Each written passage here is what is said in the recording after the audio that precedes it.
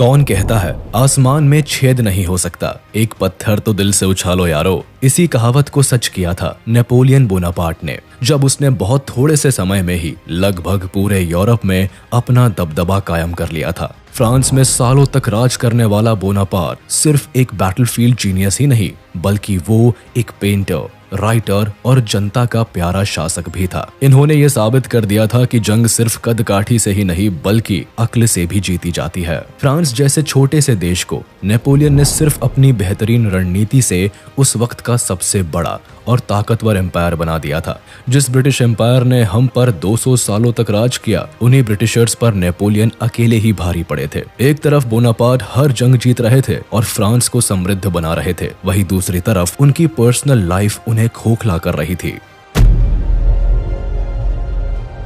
Carlo Bonaparte और Maria Letizia रेमोलिनो के दूसरे बेटे नेपोलियन का जन्म 15 अगस्त 1769 में कॉर्सिका आइलैंड पर हुआ था। इनके बचपन का नाम नेबुलियो था और ये कुल 8 भाई बहन थे। बोनापार्ट के फादर कार्लो एक लॉयर और रेवोल्यूशनरी थे, जिन्होंने कॉर्सिका की आजादी के लिए फ्रांस के अगेंस्ट चल रहे लड़ाई में साथ दिया था। बट फ्रांस के इन्वेजन के बाद ये लुइस 16 के दरबार में कॉर्सिका के रिप्रेजेंटेटिव के तौर पर शामिल हो गए। कार्लो को कॉर्सिकन नेशनलिस्ट और रेवोल्यूशनरीज ट्रेटर मानते थे, क्योंकि उन्होंने एक समय पर साथ देने के बजाय फ्रेंच गवर्नमेंट के साथ काम करना शुरू कर दिया था। एक तरफ कॉर्सिका के लोग बोनापार्ट को ट्रेटर समझते थे, वहीं दूसरी ओर फ्रांस के लोग बोनापार्ट को हमेशा बाहर वाला समझते रहे। बचपन से बोनापार्ट के मन में ये बात थी कि उन्हें कुछ बड़ा करना है, उन्हें फ्रांस को पावरफुल बनाना है और खुद को साबित करना है, जिससे कि पूरा फ्रांस उन्हें अपना बना ले। 9 साल की उम्र में इन्हें ऑटन के एक रिलीजियस स्कूल में भेज दिया गया, लेकिन यहाँ इनकी मुश्किलें बढ़ने लगी थी। अपने कदकाठी और फ्रेंच लैंग्वेज को सही ढंग से नहीं बोल पाने की वजह से इन्हें स्कूल के बाकी स्टूडेंट्स काफी ज्यादा बुली किया करते थे। सारे बच्चे इन्हें आउटसाइडर बोलकर चढ़ाते थे और इनके रहन सहन पर भी ताने मारते थे।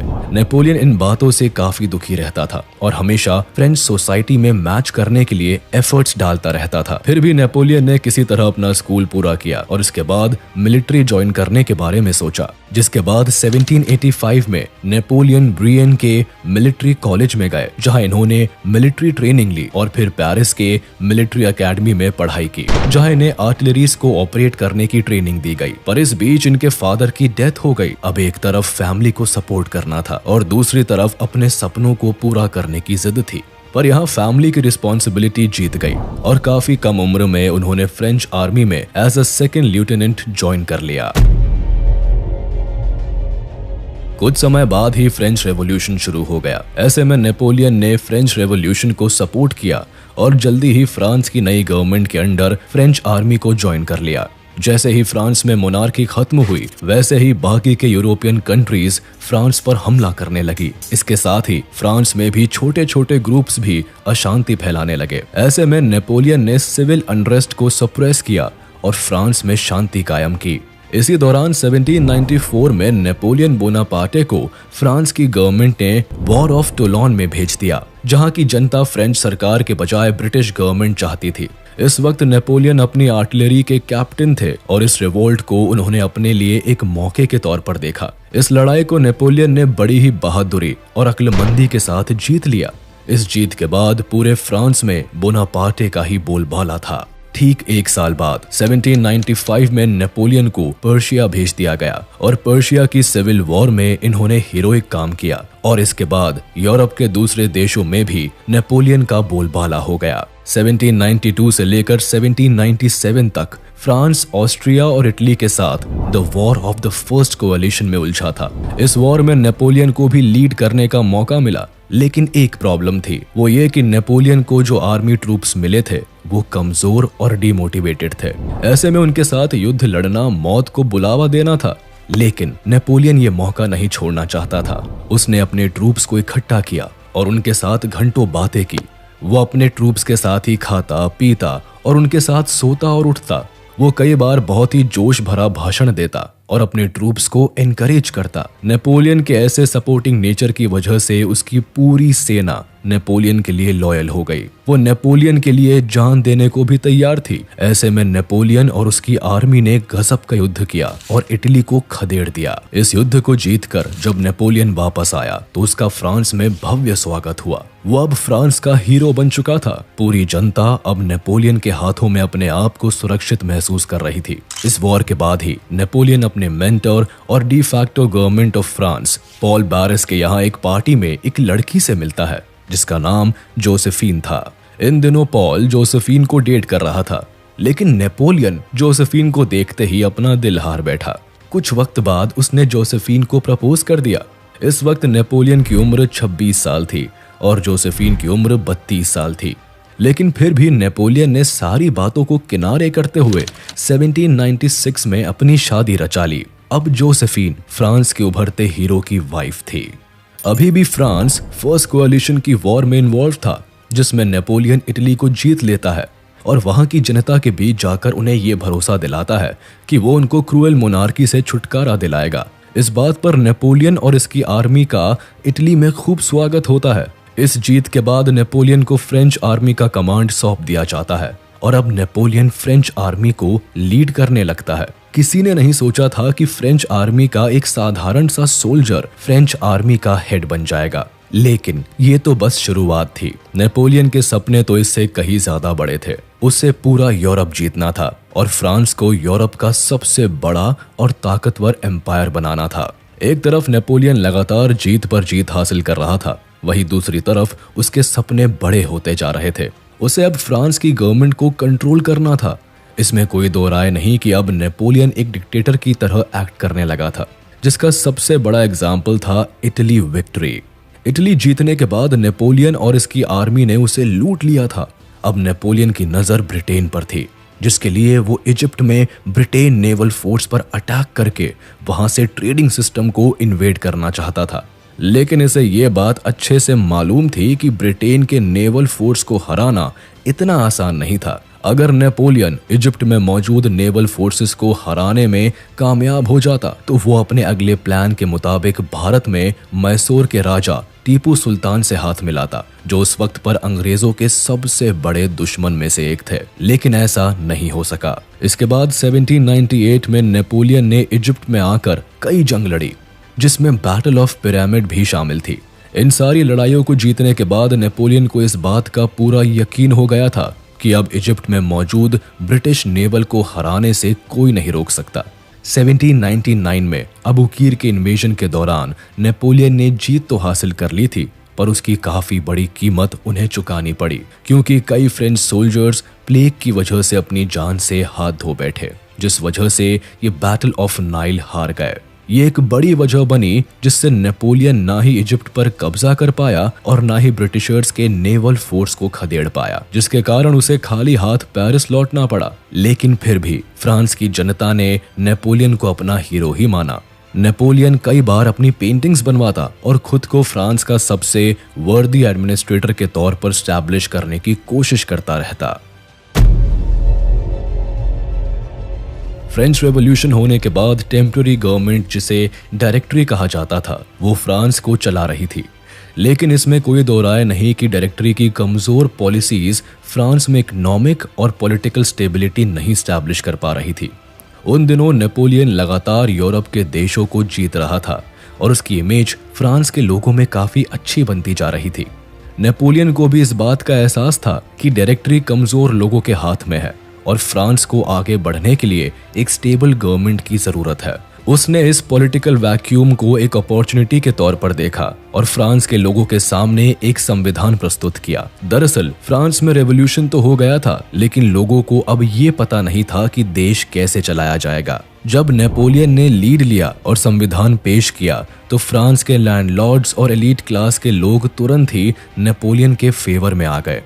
नेपोलियन ने फ्रेंच रेवोल्यूशन में देखा था कि चर्च और रॉयल्टी से जमीनें और प्रॉपर्टीज छीन ली गई थी, जिन्हें लैंडलॉर्ड्स और पूंजीपतियों ने खरीदा था। अब ये लैंडलॉर्ड्स इस डर में जी रहे थे कि जब भी अब मोनार्क स्टैब्लिश होगा तो फिर से कहीं उनकी जमीनें उनसे ना छीन ली जाए। नेपोलियन ने इस डर को भांप लिया था, इसीलिए उसने अपने संविधान में लिखा कि अगर फ्रांस की जनता नेपोलियन को एक एम्परर के तौर पर अपनाती है तो जमींदारों को उनकी जमीन और प्रॉपर्टी पर पूरा हक मिलेगा और वो अपनी प्रॉपर्टी के मालिक बने रहेंगे।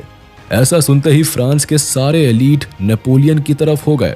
इसके बाद पूरे फ्रांस की जनता नेपोलियन के हाथों में अपना भविष्य सुरक्षित महसूस करने लगी, क्योंकि नेपोलियन एक निडर और साहसी सोल्जर था जिसे वॉर्स में हराना पूरे यूरोप को भारी पड़ रहा था। इस वक्त पूरी आर्मी की कमान नेपोलियन के हाथों में थी, जिसका इस्तेमाल करते हुए इसने डायरेक्टरी को डिसॉल्व कर दिया और 3 प्रोविजनल कॉन्सुल को बनवाया, जिसमें इन्होंने खुद को फर्स्ट कॉन्सुल डिक्लेयर कर दिया। ये कॉन्सुलेट ही अब फ्रांस की सरकार थी और नेपोलियन इस सरकार के लीडर बन गए थे। और इस तरह 1799 में नेपोलियन पूरे फ्रांस का फर्स्ट कॉन्सुल बन गया, या तो यूं कहे कि नेपोलियन अब फ्रांस का डिक्टेटर बन गया। एक तरफ फ्रांस की गद्दी हाथ में आई थी और दूसरी तरफ नेपोलियन बाकी के यूरोपियन कंट्रीज को कॉन्कर करके यूरोप का बादशाह बनना चाहता था, जो कि बाकी के यूरोपियन देशों के मोनार्क को मंजूर नहीं था। दरअसल जैसे ही फ्रांस में मोनार्की को खत्म किया गया, वैसे ही बाकी यूरोपियन देश फ्रांस को दुश्मन समझ बैठे। उन्हें डर था कि कहीं उनके देश की जनता भी ना उनके खिलाफ खड़ी हो जाए। ऐसे में सबसे पहले ऑस्ट्रिया ने फ्रांस को धमकाने की कोशिश की। उन दिनों ऑस्ट्रियन एम्पायर फ्रांस के सबसे बड़े एम्पायर्स में से एक समझा जाता था, लेकिन नेपोलियन इन कोड़ी धमकियों से कहां डरने वाला था। उसने तुरंत ही ऑस्ट्रिया के अगेंस्ट युद्ध छेड़ दिया।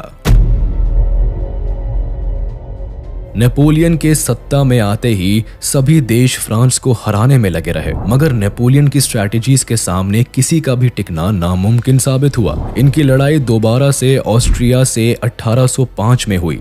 इससे नेपोलियन ने अपने 40,000 सैनिकों के साथ ऑस्ट्रिया पर अटैक कर दिया।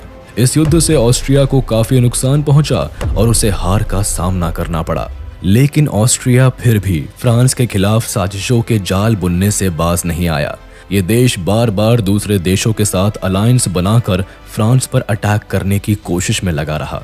फर्स्ट कॉन्सुल की ताकत हाथ में आते ही नेपोलियन बोनापार्ट ने फ्रांस की सिचुएशन को बदलना शुरू कर दिया। इस वक्त तक नेपोलियन ने कई कंट्रीज को अपने अंडर कर लिया था, साथ ही साथ ब्रिटेन के साथ एक पीस ट्रीटी पर भी साइन किया। लेकिन नेपोलियन को यह बात अच्छे से पता थी कि ब्रिटेन आने वाले समय में हमला जरूर कर सकता है। 1803 से नेपोलियन ने यूरोप के बाकी देशों के खिलाफ कई जंगें लड़ी जो अलायंस बनाकर फ्रांस पर हमला कर रहे थे। ये सब देश नेपोलियन की नॉन स्टॉप विक्ट्रीज से परेशान थे। इन्हें लगता था कि अगर नेपोलियन को नहीं रोका तो जल्द ही ये वो पूरे यूरोप का डिक्टेटर बन जाएगा।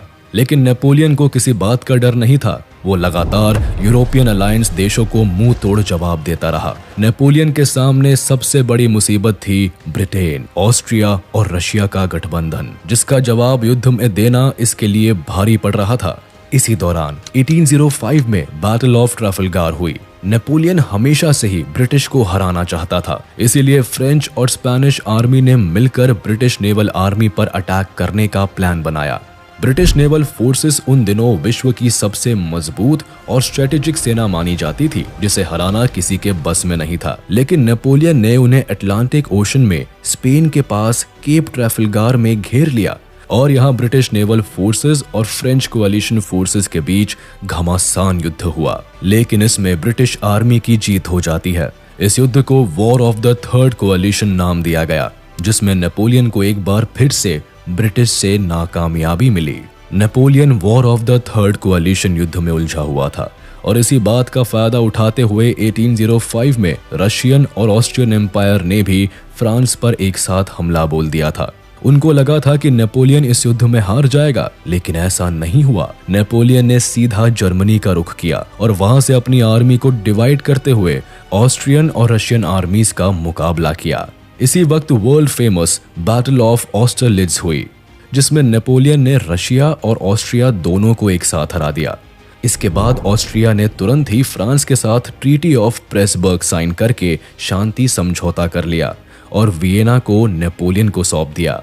उन दिनों ऑस्ट्रियन एम्पायर यूरोप के सबसे पावरफुल एम्पायर्स में गिना जाता था और जैसे ही रशिया और ऑस्ट्रिया को नेपोलियन ने हराया, वैसे ही नेपोलियन पूरे यूरोप का सबसे बड़ा योद्धा और पावरफुल एडमिनिस्ट्रेटर के तौर पर स्टैब्लिश हो गया। 1810 आते आते नेपोलियन ने कई देशों को अपनी मुट्ठी में कर लिया था, लेकिन ब्रिटिश से नेपोलियन की रिवेलरी अभी भी खत्म नहीं हुई थी। 1810 आते आते नेपोलियन जोसेफिन की हरकतों से परेशान हो गया और जोसेफिन से डिवोर्स ले लिया। दरअसल जोसेफिन भले ही नेपोलियन की पत्नी रही हो, लेकिन जब भी नेपोलियन युद्ध के दौरान पेरिस से बाहर रहता, तब नेपोलियन की वाइफ फ्रेंच सोसाइटी के दूसरे मर्दों के साथ गलत संबंध रखती थी। नेपोलियन अपनी पत्नी से बेहद प्यार करता था, लेकिन बीतते वक्त के साथ नेपोलियन ने भी जोसेफिन का असली चेहरा देखा और 1810 में उससे तलाक ले लिया। जोसेफिन से तलाक लेने के बाद नेपोलियन उदास रहने लगा। उसे ना तो जोसेफिन से सच्चा प्यार मिला था और ना ही गद्दी का वारिस मिला था। इसीलिए उसने 1810 में ऑस्ट्रिया के एक शाही परिवार की लड़की मैरी लुईस से दूसरी शादी कर ली। शुरुआत में तो नेपोलियन ने मैरी लुईस से शादी सिर्फ एक वारिस पाने के लिए की थी, लेकिन धीरे धीरे वो मैरी लुईस से बहुत प्यार करने लगा। 1811 में मैरी लुईस ने एक बेटे को जन्म दिया जिसका नाम Napoleon François Joseph Charles Bonaparte था। मैरी से शादी करने के बावजूद नेपोलियन हमेशा ही जोसेफिन से संबंध रखता और उसके मरने तक एम्प्रेस ऑफ फ्रांस का टाइटल भी जोसेफिन का ही रहा। नेपोलियन को फ्रांस की इकोनॉमी को बूस्ट करना था और इंडियन ओशन में ब्रिटेन के वर्चस्व को खत्म करना था। अब तक फ्रांस के कब्जे में सिर्फ मॉरिशियस आइलैंड ही रह गया था, जिसे बेस बनाकर नेपोलियन हमेशा ही ब्रिटेन से युद्ध करता था। ऐसे में नेपोलियन ने एक बार फिर अपना ध्यान ब्रिटेन की तरफ किया। इस बार इन्होंने पहले ही यूरोप के कई सी पोर्ट्स को इन्वेड कर लिया ताकि इन स्टेट्स को इकोनॉमिकली कमजोर कर दिया जाए और ब्रिटेन को टारगेट करना आसान हो जाए। फ्रांस ने मॉरिशियस में अपनी हैवी आर्मी लगा दी ताकि ब्रिटेन का इंडियन और दूसरी कॉलोनीज से कनेक्शन काट दिया जाए और बीच समुद्र में ब्रिटेन को हराया जा सके। इससे न केवल ब्रिटेन आर्थिक तौर पर कमजोर होता, बल्कि इंडियन ओशन पर इकलौता कब्जा हो जाने से फ्रांस को कई बेनिफिट्स मिल सकते थे। अब मॉरिशियस पोर्ट को अपना बेस बनाकर फ्रांस ने ब्रिटिश शिप्स के खिलाफ युद्ध छेड़ दिया। इस युद्ध का नाम बैटल ऑफ ग्रैंड पोर्ट था, जिसमें पहले तो फ्रांस जीत जाता है, लेकिन जल्दी ही ब्रिटेन की नेवल शिप्स आकर फ्रांस को इस युद्ध में घेर लेती है और फ्रांस की हार हो जाती है। इस युद्ध के बाद फ्रांस का इकलौता पोर्ट जो इंडियन ओशन में था, उसे भी ब्रिटेन अपने कब्जे में ले लेता है। लगातार हुई इन हारों से नेपोलियन और उनकी सेना आहत हो जाती है। नेपोलियन को ये लग जाता है कि ब्रिटिश नेवल आर्मी को हराना मुश्किल है। तब वो अपना ध्यान दोबारा से रशियन एम्पायर पर करता है। नेपोलियन को लगा कि अगर रशिया को जीत लिया जाएगा तो फ्रांस की इकोनॉमी बूस्ट होगी और आर्मी को भी कॉन्फिडेंस मिलेगा। इधर ब्रिटेन, ऑस्ट्रिया और फ्रांस के बीच हो रहे लगातार युद्ध को देखते हुए रशिया अपने आप को यूरोप से अलग कर लेता है। उसे लगता है कि इस तरफ फ्रांस रशिया पर हमला नहीं करेगा और रशियन एम्पायर को अलायंस से भी मुक्ति मिल जाएगी। नेपोलियन 1812 में अपने 5 लाख सैनिकों को लेकर रशिया पर अटैक कर देता है। चूंकि रशिया ने अपने आप को यूरोप से अलग करके सारे अलायंसेस को तोड़ लिया था, तो ऐसे में नेपोलियन अज्यूम करता है कि उसकी जीत होकर रहेगी, क्योंकि एक तरफ उसके पास 5 लाख सैनिक थे, वहीं दूसरी तरफ रशियन एम्पायर अकेले इतना मजबूत नहीं था कि फ्रांस से लड़ सके। लेकिन रशिया ने दूसरा ही आइडिया लगा रखा था। इनकी आर्मी नेपोलियन से वॉर करने की बजाय रशिया के इंटीरियर इलाकों में जा छुपी। ऐसे में नेपोलियन की आर्मी बेधड़क रशिया के शहरों को कब्जा करते हुए आगे बढ़ रही थी। नेपोलियन ने रशिया में बर्फ गिरने के दौरान भी इन्वेजन जारी रखा और मॉस्को जीत कर ही दम लिया।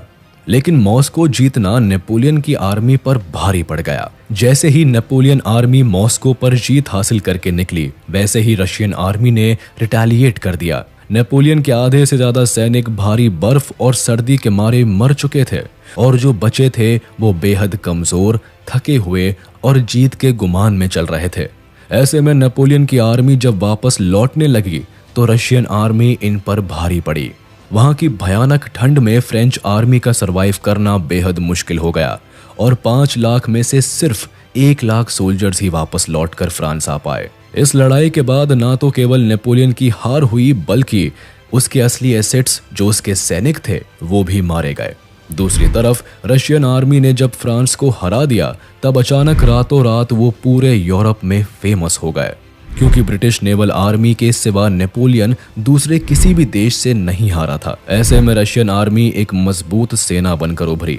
इस जीत के बाद रशिया को अब नेपोलियन से डर भी नहीं रहा। उल्टा रशिया फिर से अलायंसेस बनाने लगा जिससे कि फ्रांस को हराया जा सके। रशिया इन्वेजन में हुई हार ने नेपोलियन को अंदर से तोड़ कर रख दिया था। धीरे धीरे वो कमजोर पड़ने लगा। नेपोलियन की कमजोरी अब पूरे यूरोप को पता चल रही थी। ऐसे में ऑस्ट्रिया, जो कि फ्रांस का सबसे पुराना दुश्मन था, वो कैसे पीछे रहता। इसीलिए उन्होंने तुरंत ही बाकी के देशों के साथ मिलकर फ्रांस पर अटैक करने का प्लान बनाया। 1813 में जर्मन स्टेट्स ने रशिया, प्रूशिया, ऑस्ट्रिया और स्वीडन के साथ मिलकर फ्रांस पर हमला कर दिया। इस वॉर को बैटल ऑफ लाइप्जिग और जर्मन कैंपेन ऑफ 1813 का नाम दिया गया। अभी अभी फ्रांस रशियन इन्वेजन में हार से आहत था। ऊपर से लाखों सैनिक के रशियन इन्वेजन में मारे जाने के कारण फ्रांस में कम सैनिक बचे थे। दूसरी तरफ जर्मनी ने जब कई बड़े एम्पायर्स को मिलाकर नेपोलियन पर अटैक किया तो नेपोलियन इस युद्ध में बुरी तरह हार गया। ये युद्ध ट्रीटी ऑफ पेरिस के साथ मई 1814 में खत्म हुआ और इसके बाद फ्रांस पर कोएलिशन फोर्स ने कब्जा कर लिया। इस युद्ध के बाद अलायंस कंट्रीज ने नेपोलियन बोनापार्टे को फ्रांस से एग्जाइल दे दिया गया। इसके बाद एलाइड फोर्सेस ने फ्रांस में दोबारा से मोनार्क स्टैब्लिश करने के लिए लुइस 18 को फ्रांस का राजा बना दिया। नेपोलियन को एग्जाइल के तौर पर इटालियन कोस्ट पर मौजूद आइलैंड ऑफ एल्बा भेज दिया गया और इनकी लेकिन एक साल के अंदर ही 26 फरवरी 1815 में नेपोलियन एल्बा से भागकर फ्रांस पहुंच गए, जहां इनके काफी सपोर्टर्स मौजूद थे। फिर से राजशाही आते ही फ्रांस की आम जनता और एलीट क्लास के लोग दुखी हो गए थे। लोग ऐसा नहीं चाहते थे, उन्हें वापस से नेपोलियन ही चाहिए था। ऐसे में नेपोलियन के आते ही फ्रांस के नए किंग लुइस 18 को वहां से जाना पड़ा और फिर नेपोलियन ने फ्रांस की ताकत को वापस से बढ़ाने के लिए 100 डेज कैंपेन शुरू किया।